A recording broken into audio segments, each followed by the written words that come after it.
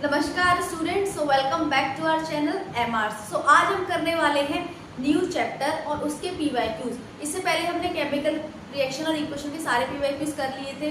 Reflection और refraction का भी जो न्यूमेरिकल वीडियो है वो हमने डाल दिया है। और आज हम आ गए हैं एक और चैप्टर के साथ, that is acid, basis and salt. इसमें से कई सारे क्वेश्चंस बनते हैं और आपके हाफ ईयरली में तो इसमें से क्वेश्चन भर भर के आने वाले हैं। तो वो क्वेश्चन की प्रैक्टिस आज हम करने वाले हैं जो टीचर्स के मोस्ट फेवरेट क्वेश्चंस हैं, ओके, जिन्हें टीचर हमेशा पसंद करते हैं, फिर उन टॉपिक से टीचर हमेशा क्वेश्चन देते ही देते हैं। तो आज हम उन्हीं क्वेश्चंस को कवर करने वाले हैं इसमें से, और ऐसे ही क्वेश्चन आपको आपके एग्जाम में देखने को मिलेंगे, इसलिए एंड तक वीडियो के टिके रहना। और अगर केमिकल रिएक्शन वाला चैप्टर नहीं देखा है तो आप जाकर उसे भी देख सकते हो, क्योंकि वो मैंने डाल चुका है और उसमें भी हमने बहुत भर भर के अच्छे से पीवाईक्यूज करे हैं। तो चलिए बिना कोई देरी के स्टार्ट करते हैं अपनी शुभ लाइन के साथ। So let's together make our achievement real and let's get started. तो मैं सारे क्वेश्चंस पहले लिख देती हूँ। स्टार्टिंग हम करेंगे एमसीक्यू से। तो पहले मैं यहाँ पर क्वेश्चंस लिख देती हूँ, देन हम मिलकर आंसर करते हैं, ओके। तो मैंने यहाँ पर क्वेश्चंस लिख दिए हैं। सबसे पहले हम स्टार्टिंग करने वाले हैं एमसीक्यू से। तो क्वेश्चन मैं पढ़ूंगी और आप बताना आंसर। पहले आप अपना आंसर बताना, देन मैं अपना बोलूंगी। तो चलिए स्टार्ट करते हैं first question. The acid present in needle leaf sting, इसमें लिख दिया नीडल लीफ स्टिंग में कौन सा एसिड प्रेजेंट रहता है, पता है आपको?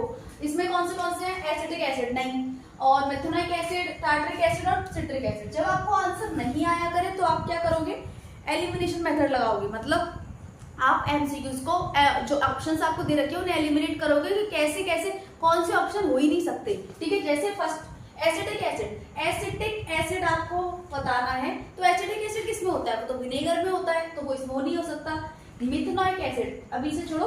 टार्टरिक एसिड यानी कि टैमरिंड में होता है, इमली में। दूसरा सिट्रिक एसिड जिसमें होता है सिट्रिक फ्रूट्स, ऑरेंज वगैरह। बचा कौन सा?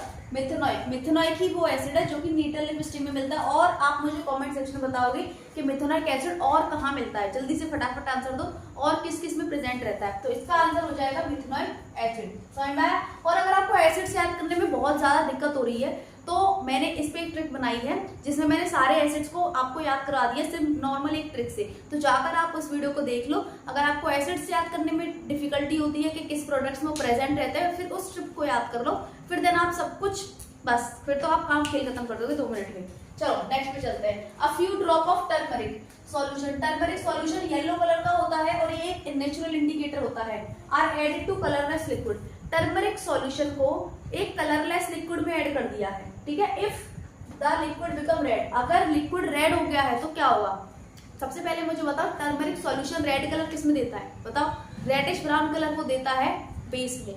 और वहीं अगर हम उसमें जाएंगे, एसिड में डालेंगे, तो एसिड में कोई चेंज नहीं आएगा, वो येलो का येलो ही रहेगा, ठीक है। तो येलो हल्दी के सॉल्यूशन को अगर आप बेस में डालोगे तो वो रेड हो जाएगा। तो यही पूछा है आपसे कि एक कोई कलरलेस लिक्विड है, हमें नहीं पता वो एसिड है फिर बेस है, उसमें हमने टर्मरिक सॉल्यूशन डाल दिया है। अब वो सॉल्यूशन हो गया रेड, तो वो रेड तभी तो हुआ होगा क्योंकि वो बेस है, क्योंकि टर्मरिक सॉल्यूशन बेस में क्या देता है? रेड कलर देता है। तो आप इसमें से बेस छांट लीजिए। हाइड्रोक्लोरिक एसिड बेस नहीं है, एसिड है। अमोनियम हाइड्रोक्साइड, दूसरा डिस्टिल वाटर, ये तो वाटर है। लेमन जूस, उसमें भी एसिड होता है। तो ये तीनों ही एलिमिनेट हो गए, तो मतलब अमोनियम हाइड्रोक्साइड है जो क्या है? हमारा बेस है। नेक्स्ट चलते हैं। The acid produce in our stomach during digestion. जो एसिड हमारे पेट में बनता है, सबको पता होगा, लाइफ प्रोसेस तो सबने पढ़ा है ना, HCl बनता है। And the base used in neutralize. तो जो एसिड है जो हमारे पेट में बन रहा है, और ऐसा बेस जो कि क्या करे? इसको न्यूट्रलाइज कर दे इंडाइजेशन के दौरान। इंडाइजेशन जो हम ज्यादा खा लेते हैं, जैसे कोई चीज अच्छी बनी है तो फटाफट ज्यादा खा लो ताकि पहले बचे नहीं बचे, है ना, ऐसे करते हैं ना। और कोई त्योहार आता है तो उल्टा सीधा खाते हैं, पहले कोल्ड ड्रिंक पी ली, फिर समोसा खा लिया, फिर कुछ और खा लिया, तो इंडाइजेशन हो जाता है, ठीक है, पेट में गुड़गुड़ सी हो जाती है। तो उसको ठीक करने के लिए हमें कौन सा बेस चाहिए? तो सबसे पहला तो ये है कि आप स्टार्ट, एक एसिड है और एक बेस है, मतलब सबसे पहले आप उनको, ये दोनों तो बिल्कुल नहीं होंगे बिकॉज एमिनो एसिड तो प्रेजेंट होता ही नहीं है हमारे पेट में, लैक्टिक एसिड भी प्रेजेंट नहीं होता, तो ये दोनों तो वैसे कट हो गए। तो ऑप्शन हमारे पास बचे 2, HCl और HCl वाले, क्योंकि HCl तो हमारे स्टमक में होता है। अब हमें यहाँ पे बेस डिसाइड करना है कि कौन सा बेस हम लेने वाले हैं। अब याद रखो, मैग्नीशियम हाइड्रोक्साइड ही ऐसा बेस है जिसे हम लेंगे, जिसे हम बोलते हैं मिल्क ऑफ मैग्नीशिया। ये माइल्ड एसिड होता है, मतलब इसे एसिडिटी में ही लिया जाता है। लेकिन कैल्शियम हाइड्रोक्साइड वो ये खाने के लिए नहीं होता, ठीक है, ये सिर्फ है ये MgOH छोड़कर, ये है मिल्क ऑफ मैग्नीशिया। तो सिर्फ इसी बेस को हम ले सकते हैं, और ये एसिड है। दोनों न्यूट्रलाइजेशन रिएक्शन करेंगे क्योंकि एक एसिड और एक बेस है, ठीक है। नेक्स्ट चलते हैं। ऐसे केमिकल कंपाउंड कौन सा है जो ग्लास सोप और पेपर इंडस्ट्रीज में यूज होता है। आपको अगर यूजेस आपको याद करने पड़ेंगे सॉल्ट्स के, और सारे यूजेस आपको याद करने की जरूरत नहीं, कुछ मेन यूजेस होते हैं जो आपको याद करने हैं। अगर आपको इस पे वीडियो चाहिए कि सॉल्ट पे मैं वीडियो बनाऊं तो आप मुझे बता दीजिएगा, ठीक है। तो हम करते हैं next question, the chemical compound used in glass. तो आपको ग्लास, सोप और पेपर इंडस्ट्रीज, तो ऐसे सॉल्ट्स के नाम बताने, ऐसा सॉल्ट आपको सेलेक्ट करना है जो कि ग्लास, सोप और पेपर इंडस्ट्रीज में यूज होता है। तो आपको सारे सॉल्ट याद नहीं करने होते, मतलब आपको सॉल्ट तो याद करने हैं बट उनके सारे यूज आपको याद नहीं करने होते, क्योंकि सारे यूज याद करोगे तो बहुत टाइम लग जाएगा। तो कुछ ही ऐसे यूज होते हैं इंपॉर्टेंट जो बार बार एग्जाम्स में आते हैं। तो अगर आप चाहते हो मैं उन पर वीडियो बनाऊं तो आप मुझे कॉमेंट में बता देना। फिलहाल के लिए आप इस क्वेश्चन को करते हैं। तो कौन सा होगा? ग्लास, सोप और पेपर इंडस्ट्रीज में क्या होता है? ये होता है हमारा वॉशिंग सोडा, याद रखना, ठीक है। बेकिंग सोडा नहीं होता, बेकिंग सोडा बेकिंग पाउडर बनाने के लिए होता है, फायर एक्सटिंग्विशर में यूज होता है ना। और हमारा क्या होता है एंटासिड के फॉर्म में, ब्लीचिंग पाउडर ब्लीच के फॉर्म में यूज होता है, ऑक्सीडेशन करने के लिए यूज होता है ये, ठीक है। या फिर हमें किसी को डिसइंफेक्ट करना हो वाटर को, उसके लिए यूज होता है। कॉमन सॉल्ट हमारा बहुत सारे टाइप थे, बहुत सारे यूज थे, ये भी खैर आ जाए, ये भी खैर ग्लास, सोप में यूज हो सकता है, बट यहाँ पर जो मोस्ट सुटेबल फिट हो रहा है वो हो रहा है washing powder. Next hydronium ion. Hydronium ion क्या होते हैं? हाइड्रोनियम आयन होते हैं ये, hydronium ion are formed by reaction between. Hydronium ion सिर्फ कौन फॉर्म कर सकता है? सिर्फ फॉर्म कर सकते हैं एसिड वाटर के अंदर। जैसे ही आप एसिड को वाटर के अंदर मिलाते हैं वो हाइड्रोजन आयन निकालते हैं, और ये हाइड्रोजन आयन वाटर के मॉलिक्यूल के साथ मिलकर बना लेते हैं हाइड्रोनियम आयन। तो एक एसिड और वाटर होना चाहिए। तो आप एसिड सोडियम हाइड्रोक्साइड हमारा बेस है, ये नहीं होगा। इथेनॉल भी नहीं होगा क्योंकि ये हमारा कहीं कार्बनिक कंपाउंड है, तो ये भी नहीं होगा। कैल्शियम क्लोराइड भी नहीं होगा क्योंकि सॉल्ट है। बस हाइड्रोक्लोरिक गैस, ये रहा हाइड्रोक्लोरिक गैस और वाटर। हाइड्रोक्लोरिक एसिड क्यों नहीं? क्योंकि कोई चाहे गैस हो चाहे एसिड हो, अगर पानी उसके साथ है तो उससे पहचान है।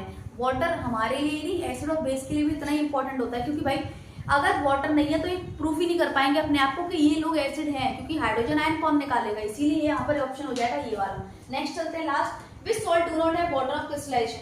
वाटर ऑफ क्रिस्टलाइजेशन क्या होता है? वो वाटर मॉलिक्यूल जो कि इनके क्रिस्टल में जुड़े रहते हैं परमानेंटली। जैसे आपने FeSO4.7H2 ये आपने फर्स्ट चैप्टर में पढ़ा था। ऐसे ही आपने वॉशिंग सोडा का Na2CO3.10H2O, तो उसमें 10 है H2O के। ऐसे ही आप POP पढ़ते हो, POP में CaSO4.12H2O ये पढ़ते हो। तो ये जो 1/2, 2, 7 बार बार आ रहे हैं, यही वाटर ऑफ क्रिस्टलाइजेशन है। तो आपसे पूछा किस में नहीं होगा? POP में होते हैं CaSO4.12H2, उसका फॉर्मूला होता है। वॉशिंग सोडा में भी होता है Na2CO3.10H2O। बेकिंग सोडा में, ब्लीचिंग पाउडर में, बताओ किसमें नहीं होता? तो बेकिंग सोडा और ब्लीचिंग पाउडर ही ऐसे हैं जिनमें नहीं होता। तो मतलब आंसर है 3 और 4। तो 3 और 4 हमारा ये वाला। तो ये है हमारे MCQs कुछ, और ये बहुत इंपॉर्टेंट MCQs है, मतलब इससे ही रिलेटेड आपके क्वेश्चन आने वाले हैं। और अगर आपको ऐसे ही और ज्यादा MCQs की प्रैक्टिस करनी है तो आप जाकर डिस्क्रिप्शन बॉक्स में PDF का आपको लिंक मिल जाएगा, उसमें और भी क्वेश्चन से प्रैक्टिस करने वाले। तो फिलहाल के लिए हम आगे चलते हैं, और आपको और प्रैक्टिस करनी तो आप उसे जाकर चेक कर सकते हैं। तो चलिए इसे नोट कीजिए और हम आगे बढ़ते हैं। तो अब हम करेंगे कुछ डिस्क्रिप्टिव क्वेश्चंस, ठीक है। तो सबसे पहला है 5 सॉल्यूशन आपको दे रखे हैं ABCDE, जिनका pH क्या दे रखा है 4, 1, 13, 7, 10। तो हमें पता करना है कि कौन स्ट्रॉन्गली एसिडिक है, कौन स्ट्रॉन्गली एल्कलाइन है, कौन वीकली एसिडिक है, और सारे ऑप्शन, ठीक है। तो सबसे पहले स्टार्ट करते हैं स्ट्रॉन्गली एसिडिक। तो हमें पता है कि हमने pH स्केल जब हम बनाते हैं तो यहाँ 7 होता है। तो इधर की साइड हम जाते हैं तो इधर मिलते हैं हमें एसिड, और इधर जाते हैं तो इधर हमें क्या मिलते हैं? बेस मिलते हैं। और यहाँ से स्टार्टिंग होती है स्ट्रॉन्ग एसिड्स की, और यहाँ तक जाते हैं तो वो वीक बन जाते हैं। और ऐसे ही यहाँ से स्टार्ट होती है वीक बेस की, और यहाँ पर वो जाते हैं तो क्या बन जाते हैं? स्ट्रॉन्ग। तो लास्ट 14 होता है हमारा, यहाँ से स्टार्ट होता है 0 या फिर 1 से। अब आपके पास ये है और इसके अंदर है वैल्यूज। अब सबसे पहले आपको स्ट्रॉन्गली एसिडिक करना है, तो जितनी कम वैल्यू हो उतना ही ज्यादा स्ट्रॉन्ग एसिड हो जाएगा। तो सबसे छोटी वैल्यू इसमें क्या है? 1। तो मतलब 1 क्या हो जाएगा? Strongly acid. 1 किसका है? बी का। तो क्योंकि A का 4 है, ये है, तो इस तरीके से हमें A लिखना है, तो B का आंसर है ना। तो B। स्ट्रॉन्गली एल्कलाइन का क्या होगा? स्ट्रॉन्गली एल्कलाइन यानी कि दर्द। तो वैल्यू जितनी बड़ी होगी उतना ही ज्यादा अच्छा है हमारे लिए, क्योंकि उतना ही स्ट्रॉन्ग बेस हो जाएगा। तो सबसे बड़ी वैल्यू क्या है? 13। तो 13 क्या है हमारा? C। तो ये हो जाएगा हमारा C। फिर नेक्स्ट है वीकली एसिड। वीकली एसिड यानी कि 7 से कम, 7 से कम है ना। तो अब थोड़ा 7 से कम क्या है?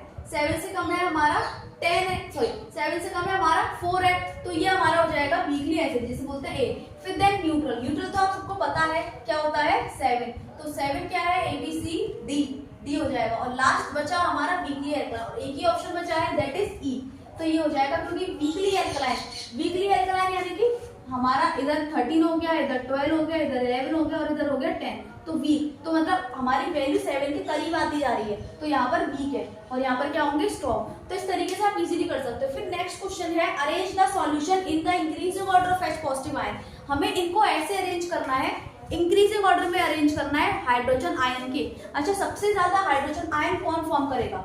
जो ज्यादा एसिडिक होगा। स्ट्रॉन्ग एसिड हमेशा ज्यादा हाइड्रोजन आयन निकालते हैं, तो इंक्रीजिंग ऑर्डर में करना है तो हमें आगे वो लोग लगाने पड़ेंगे जो कम कर रहे हैं, और छोटे से बड़े पे हम पहुंचते जाते हैं। तो सबसे पहले स्टार्टिंग किससे होगी? सबसे कम पे।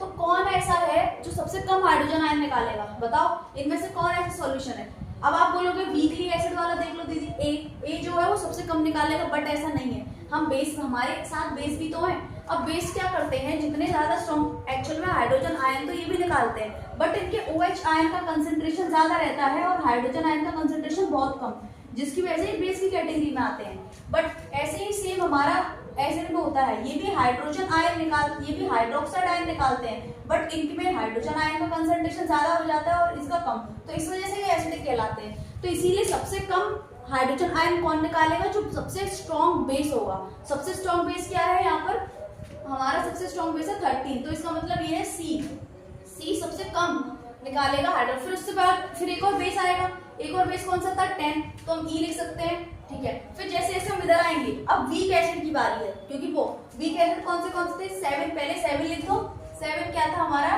डी। फिर आएगा नेक्स्ट है हमारा 4, नेक्स्ट हमारा क्या हो जाएगा? 4 यानी कि हमारा हो जाएगा ये ए, ठीक है। फिर लास्ट क्या हो जाएगा?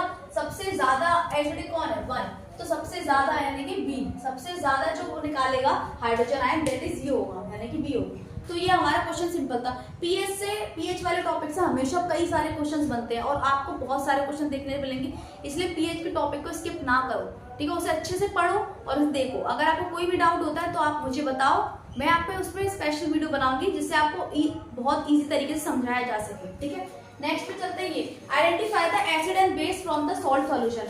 ये क्वेश्चन हमेशा बोर्ड फेवरेट है, मतलब हमेशा वो ऐसा क्वेश्चन देते ही देते हैं जहां पर वो आइडेंटिफाई करने के लिए बोलेंगे कि एसिड्स क्या है और बेस क्या है। तो मैं यहाँ पे पहले लिख देती हूँ कि इसमें एसिड और ये यहाँ पर बेस। तो सबसे पहले स्टार्ट करते हैं इससे, NaCl से।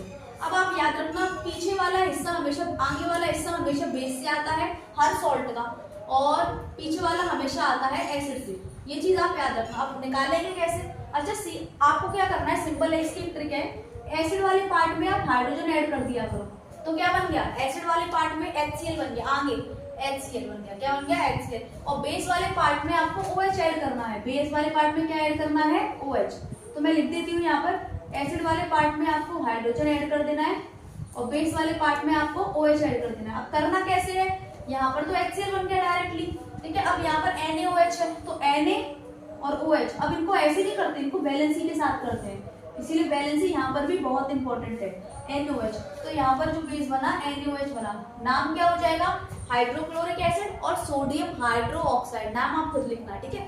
नेक्स्ट देखो, इसमें देखो अमोनियम दिख रहा है, सल्फेट दिख रहा है। अब SO4, क्योंकि हमारे पास कुछ गिने चुने ही एसिड है बार बार, तो हमें पता है गिने चुने एसिड है, तो बार बार SO4 किस में आता था? H2SO4 में आता था। अगर तब भी याद नहीं रहता तो हाइड्रोजन जोड़ो, इसकी वैलेंसी +2, इसकी वैलेंसी -1, क्रॉस कर दो, सॉरी इसकी वैलेंसी -2, इसकी वैलेंसी +1, क्रॉस कर दो, H2SO4। तो हमारा बन गया यहाँ पर सल्फ्यूरिक एसिड। क्या बना ये? Sulphuric acid. और बेस क्या बना?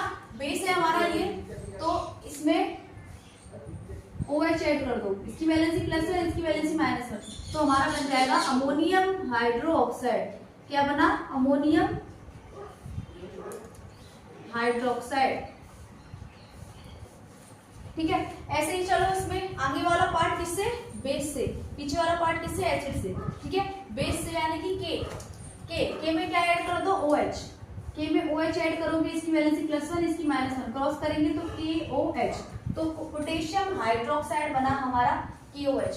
नेक्स्ट हमारा क्या हो जाएगा SO4, SO4 अगेन SO4, तो हमें पता है कौन सा, इधर H2SO4 ये एसिड में आएगा और ये आएगा KOH बेस में, ठीक है। तो बेस में KOH आया और SO4 हमें पता है क्या है H2SO4 अगेन द्वारा। फिर देखो दोबारा से ये बेस में से और ये किस में से, एसिड में से, सोडियम का OH की साइड ऐड करो, हमने यहाँ पे किया कि मेरा NOH आ जाएगा और CO3 कौन सा है, अगर आपको याद हो तो अच्छी बात है, नहीं है तो देखो इसकी वैलेंसी -2, इसकी वैलेंसी +1, क्रॉस करेंगे तो H2CO3 कार्बनिक एसिड होता है। क्या होता है, कार्बनिक एसिड, ये होता है हमारा एक कार्बनिक एसिड और इसका नाम है सल्फ्यूरिक एसिड। आप लिख सकते हो sodium hydroxide, potassium hydroxide, simple है। तो आपको इस तरीके से एसिड निकालना है, बस याद रखना आगे वाला पार्ट बेस का, पीछे वाला पार्ट एसिड का। तो करते हैं और क्वेश्चंस। अगर आपको ये इनमें अभी भी डिफिकल्टी हो रही है तो मैं इसमें एक वीडियो बना दूंगी जिससे आपको प्रॉब्लम सॉल्व हो जाए आपका ये सब करने का, ठीक है। तो चलते हैं नेक्स्ट क्वेश्चन पर, तो करते हैं नेक्स्ट क्वेश्चन। और अब इसमें नेक्स्ट क्वेश्चन क्या है, write the important products of chlor alkaline process. ये प्रोसेस बहुत ज्यादा इंपॉर्टेंट है, इसको आप अच्छे से पढ़ के जाना, बहुत ज्यादा इंपॉर्टेंट है। क्लोर एल्कलाइन प्रोसेस वो प्रोसेस होता है जिसके अंदर हम ब्राइन यानी कि सॉल्ट सॉल्यूशन को इलेक्ट्रोलाइसिस करते हैं कास्टिक सोडा बनाने के लिए। तो यही पूछा है कि इसके प्रोडक्ट्स बताओ। तो पहले मैं इसके रिएक्शन लिखूंगी, आपको NaCl लेना है, उसे पानी में मिला देना है, एक बना देना है ब्राइन सॉल्यूशन। सॉल्ट सॉल्यूशन का नाम ही ब्राइन सॉल्यूशन, ब्राइन होता है, ठीक है। इसको हम कर देंगे इलेक्ट्रोलाइसिस।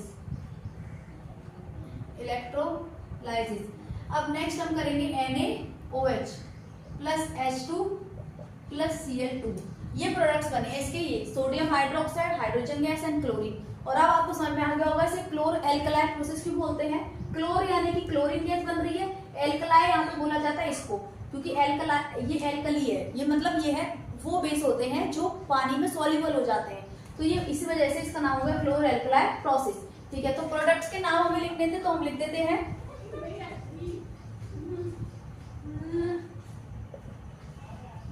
NaOH सोडियम हाइड्रोक्साइड, नाम आप लिखना खुद, हाइड्रोजन गैस, ओके, और क्लोरीन गैस। तो ये थे आपके प्रोडक्ट्स।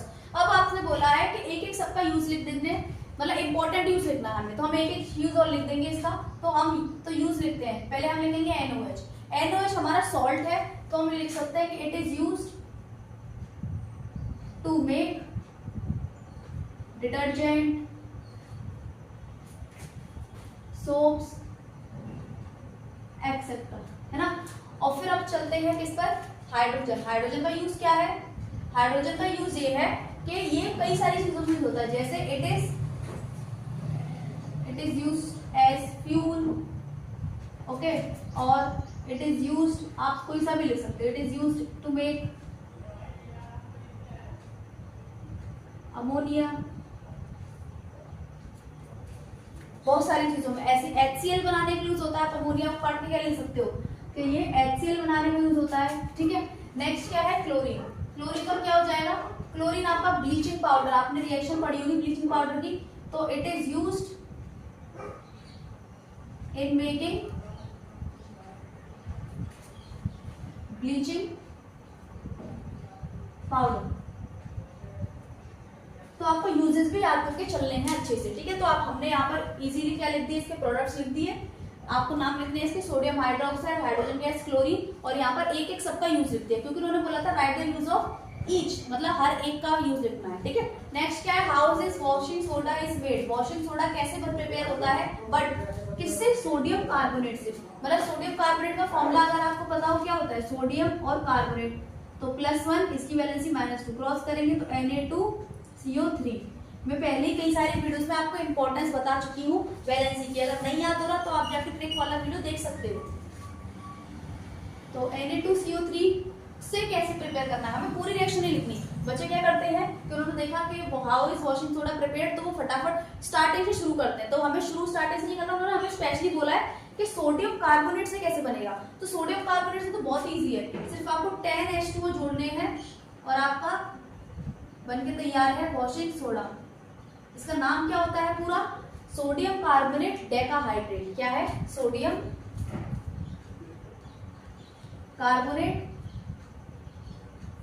डेकाहाइड्रेट। ठीक है। तो कैसे बना, हमें सिर्फ 10H2 जोड़ने की जरूरत थी। तो अगर आंसर आए कि कैसे बना, तो बाय एडिंग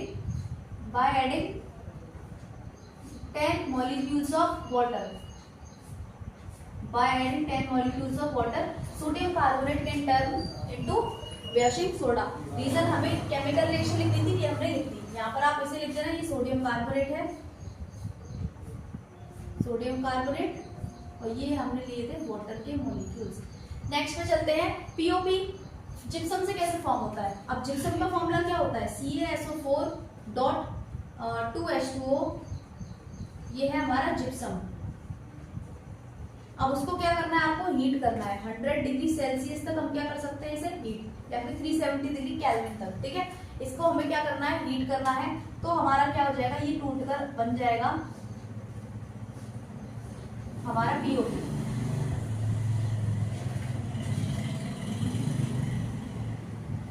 इसका पीओपी का केमिकल नेम हो जाएगा क्या,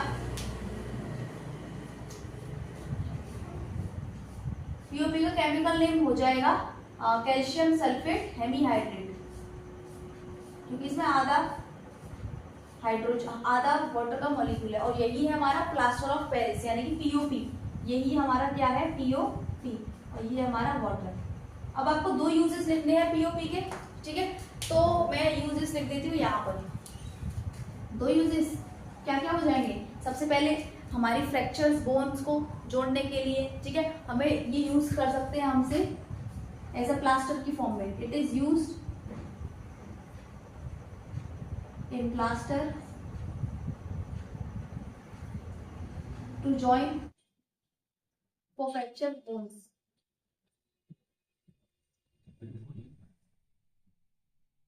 नेक्स्ट क्या हो जाएगा?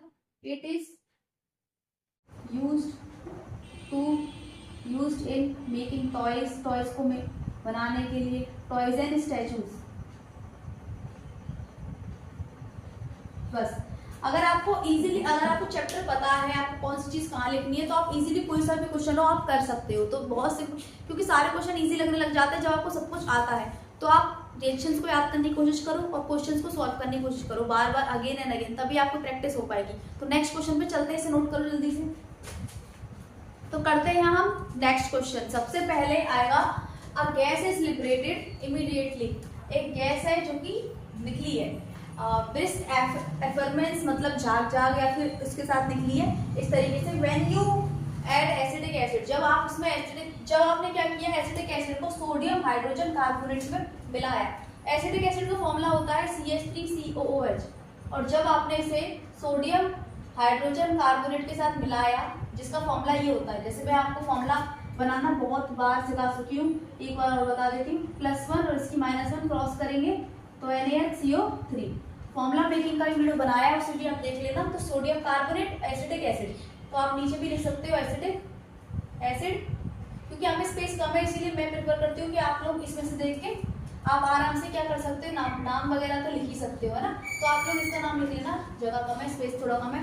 तो जब इनकी रिएक्शन हुई है तो एक गैस निकली है, तो उस गैस का हमें नाम बताना है और उसका टेस्ट भी डिस्क्राइब करना है। तो गैस तो हमेशा याद रखना, अगर कार्बोनेट है तो हमेशा कार्बन डाइऑक्साइड गैस निकलती है। अगर आपने कार्बोनेट कहीं देख लिया है किसी भी फॉर्मूले के अंदर और कार्बोनेट रिएक्ट कर रहा है किसी चीज के साथ, जैसे यहाँ पे सोडियम कार्बोनेट कर रहा है एसिटिक एसिड के साथ, तो यहाँ पर हमारा CO2 तो निकलना कंपलसरी ही है और इसी गैस की बात हो रही है। ठीक है, बट हम इस रिएक्शन को भी कंप्लीट करेंगे। तो क्योंकि हमें पता है एसिड प्लस मेटल कार्बोनेट ये वही रिएक्शन है, तो क्या बनता है सॉल्ट, CO2 और वाटर। तो यहाँ पर सॉल्ट पर बनाना है। देखो ये तो चला गया, ये तो निकल जाएगा पूरा। ठीक है, और यहाँ से एसिडिक एसिड ही ऐसा वो है सॉल्यूशन जिसमें से हाइड्रोजन आगे से निकलता है, क्योंकि आप जितने भी एसिड देखोगे उसमें हाइड्रोजन आगे है इस तरीके। तो यहाँ पे से उनका हाइड्रोजन यहाँ से निकलता है, लेकिन इसका हाइड्रोजन यहाँ से निकलेगा। तो बचा कौन, सोडियम और ये। तो फॉर्मूला बना +1 और ये -1 क्रॉस करेंगे तो ये, और यही एक ऐसा कंपाउंड है जो पहले आगे एसिड आता है, पीछे बेस आता है। अभी मैंने क्वेश्चन में क्या करवाया था कि आगे वाला पार्ट आपका हमेशा बेस से आएगा, लेकिन ये एसिडिक सॉल्यूशन का केस थोड़ा अलग है क्योंकि ये कार्बनिक कंपाउंड है, इस वजह से ये पहले आगे आता है और सोडियम पीछे। तो यहाँ पर हमारा जो बना वो हमारा सोडियम एसीटेट, सोडियम एसीटेट, और ये कार्बन डाइऑक्साइड। फिलहाल गैस का नाम क्या है? गैस का नाम हो जाएगा हमारा CO2। और इसका टेस्ट हमें पता करना है। टेस्ट आपको पता है क्या है? इसकी एक रिएक्शन लिखनी पड़ती है कि अगर हम लाइम वाटर के अंदर CO2 को पास कराएंगे तो मिल्की बन जाएगा। क्या बन जाएगा? मिल्की। तो वही चीज करने की कोशिश करते हैं। तो लाइम वाटर है हमारा CaOH का होल ट्वाइस, और CO2 हम इसमें डाल देंगे तो क्या हो जाएगा हमारा ये क्या बन जाएगा? मिल्की बन जाएगा। मिल्की क्यों बन जाता है? क्योंकि इसमें बन जाता है CaCO3 और वाटर। और यहाँ पर हम बोल देंगे कि यहाँ पर हमने टेस्ट कर लिया, तो ये हमारा कैल्शियम हाइड्रोक्साइड, और ये है हमारे कार्बन डाइऑक्साइड, और ये हमारा कैल्शियम कार्बोनेट। तो जैसे ही हम गैस को पास कराते हैं किसमें से? लाइम वाटर का दूसरा केमिकल नेम है कैल्शियम हाइड्रोक्साइड। तो इसी को लाइम वाटर बोल रहे हैं, इसी को कैल्शियम हाइड्रोक्साइड बोल रहे हैं। तो CO2 जैसे इसमें ऐड कराते हैं तो कैल्शियम कार्बोनेट ही हमें क्या करना चाहिए? तो यहाँ पर हम लिख सकते हैं बाय एडिंग या फिर by passing CO2 in lime water it turns milky. अचानक से वैसे इसका जो रंग है वो कलरलेस होता है, बट जैसे ही हम इसमें CO2 पास करा देंगे वो बन जाएगा कैल्शियम कार्बन और मिल्की बन जाएगा। तो इससे प्रूफ होता है कि जो गैस हमने उसके अंदर पास कराई है वो CO2 ही है। ये कोई और गैस पास कराई होती तो वो मिल्की बन ही नहीं पाता। नेक्स्ट क्वेश्चन पे चलते हैं। दो सॉल्यूशन है M और N रेड और ब्लू कलर दे रहे हैं, है ना। गिवन M क्या कलर दे रहा है? रेड, और N क्या कलर दे रहा है? ब्लू। यूनिवर्सल इंडिकेटर यानी कि pH स्केल। तो M रेड दे रहा है तो मतलब M एसिडिक है, N ब्लू दे रहा है तो मतलब N बेसिक है। तो in which solution will hydrogen ion concentration, hydrogen ion ये। तो आपको देख के बताना है कि किस सॉल्यूशन के अंदर हाइड्रोजन कंसंट्रेशन ज्यादा रहेगा। तो हाइड्रोजन कंसंट्रेशन किसमें ज्यादा रहेगा? जो एसिड होगा। अच्छा, एसिड क्या होता है? जो हमेशा जो रेड कलर देता है। तो M वाले में हाइड्रोजन कंसंट्रेशन क्या रहेगा? ज्यादा। क्यों? क्योंकि ये एसिड है, क्योंकि ये रेड टर्न कर रहा है चीजों को, मतलब लिटमस पेपर को रेड बना रहा है। तो इसका मतलब ये है कि ये क्या है? एसिड। तो एसिड में ही हाइड्रोजन कंसंट्रेशन क्या रहता है? ज्यादा रहता है। नेक्स्ट चलते हैं। अगर आप दोनों को मिला देते हो, दोनों सॉल्यूशन को मिक्स कर दिया है आपने, the resultant mixture with it turns green, what is the nature of the salt. तो यानी कि जो रिजल्ट आ रहा है आपका यूनिवर्सल इंडिकेटर के अंदर वो ग्रीन आ रहा है। क्या आ रहा है? ग्रीन। तो इसका नेचर क्या होगा? नेचर बताओ। नेचर क्या होगा? न्यूट्रल, क्योंकि ग्रीन कलर किसका होता है? न्यूट्रल का होता है। pH स्केल में ग्रीन कलर क्या होता है? न्यूट्रल का। तो हमें सिर्फ नॉर्मल नेचर बताना था और यहाँ पर हमारा ये भी क्वेश्चन हो जाएगा फिनिश। तो एक लास्ट क्वेश्चन और करते हैं, इंपॉर्टेंट क्वेश्चन, और उसके बाद हम करेंगे टाटा बाय बाय, और आप करोगे और क्वेश्चंस को प्रैक्टिस। ठीक है, तो इसे नोट कर लो। तो लास्ट क्वेश्चन हम कंप्लीट करते हैं। अब हम द एसिड X, एक एसिड है X है जो कि टैमरेट में प्रेजेंट है। अब आपको पता है X किस में प्रेजेंट रहता है? टैमरेट। तो कौन सा एसिड होगा? वो टार्ट्रिक एसिड होगा। ठीक है, टार्ट्रिक एसिड को हमने Y में मिक्स कर दिया है और उससे Z बन गया है। मतलब X को आपने Y में मिक्स कर दिया, उससे क्या बन गया? Z। To a dough when make cake soft and spongy. तो आपको याद आई गया होगा ये क्या चीज हो सकती है? ये हो सकती है रिएक्शन बेकिंग पाउडर बनाने की, जिसमें हमने केक बनाने का काम किया है। Y is prepared from the common salt and helps in fast cooking। और जो Y कंपाउंड है वो किसमें, क्योंकि X तो एसिड था तो उन्होंने हिंट दिए थोड़ी Y के बारे में। Y ऐसा कंपाउंड है जो कि कॉमन सॉल्ट से बना है और फास्ट कुकिंग में काम आता है। तो क्या होगा ये? टार्ट्रिक एसिड, क्योंकि वो क्या है? हमारा एसिड है, टैमरेट में प्रेजेंट रहता है। Y हम पता लगाते हैं क्योंकि टार्ट्रिक एसिड हमने किसमें ऐड किया था? हमने ऐड किया था बेकिंग सोडा में। इसमें ऐड किया था हमने बेकिंग सोडा में, ताकि हमारा क्या बन जाए? बेकिंग पाउडर बन जाए हमारा। ठीक है, तो हमारा Y क्या हो जाएगा? Baking soda. जैसे कि उन्होंने बताया कि फास्ट कुकिंग के लिए यूज होता है, तो ये हो जाएगा बेकिंग सोडा। फिर हमारा बनेगा Y हमारा क्या बना? और सॉरी Z हमारा क्या बना? Z हमारा बना बेकिंग पाउडर। क्या बना? ये बना हमारा बेकिंग पाउडर। रिएक्शन थी ना कि NaHCO3 में हम टार्ट्रिक एसिड का हाइड्रोजन आयन ऐड करते हैं, फिर यहाँ पर हमारा टार्ट्रेट सॉल्ट बनता है और CO2 निकलती है। टार्ट्रेट सॉल्ट जो बना है वही हो जाएगा हमारा बेकिंग पाउडर। अब हो रहा है how is Y prepared? Y कैसे प्रिपेयर्ड होगा? यानी कि Y क्या? Baking soda. बेकिंग सोडा कैसे प्रिपेयर हुआ? बेकिंग सोडा कैसे हुआ? NaCl plus H2O plus NH3 plus CO2। फिर हमारा बन जाएगा हमारा NaCO3 प्लस बना हमारा अमोनियम क्लोराइड। तो ये हमारा प्रिपेयर हो गया वाई, जो कि था हमारा बेकिंग सोडा। ठीक है, तो हमने यहाँ पे NaCl लिया, जिसका नाम नहीं पता मैं यहाँ लिख देती हूँ, ये अमोनिया है, बाकी सबके नाम आपको लिखने हैं। और ये बना हमारा बेकिंग सोडा, और ये बना हमारा अमोनियम क्लोराइड। ठीक है, ये हमारी होगी reaction. Next, what is the name and chemical formula of mild acid other than why used as antacid. अब हमें पता है क्योंकि वाई जो है, जो कि हमारा क्या है बेकिंग सोडा, वो एंटासिड के फॉर्म में भी यूज होता है। अब उन्होंने बोला है कि कोई और ऐसा कंपाउंड, ऐसा बेस बताओ जिसे हम एंटासिड के फॉर्म में यूज कर सकते हैं। तो स्टार्टिंग में एक MCQ था जिसे मैंने ये चीज आपको बताई थी, ये जिसे हम बोलते हैं मिल्क ऑफ मैग्नीशिया। तो मिल्क ऑफ मैग्नीशिया ही एक ऐसा दूसरा बेस है एक्चुअली, जिसे हम मैग्नीशियम हाइड्रोक्साइड बोलते हैं। ऐसा माइल्ड एसिड माने होता है वीक एसिड है, जो कि हम एंटासिड के तौर पर क्या कर सकते हैं, यूज कर सकते हैं। तो आपको दो एंटासिड याद होगा, एक बेकिंग सोडा और एक दूसरा MgOH होल ट्वाइस। ठीक है, तो इसे याद रखना। और यहाँ पर हमारा हो जाता है कंप्लीट ये PYQs का जो वन शॉट है। अब इसमें मैंने कई टाइप के क्वेश्चंस मैंने करवाए और बहुत सारे क्वेश्चंस आपको उस PDF के अंदर मिल जाएंगे।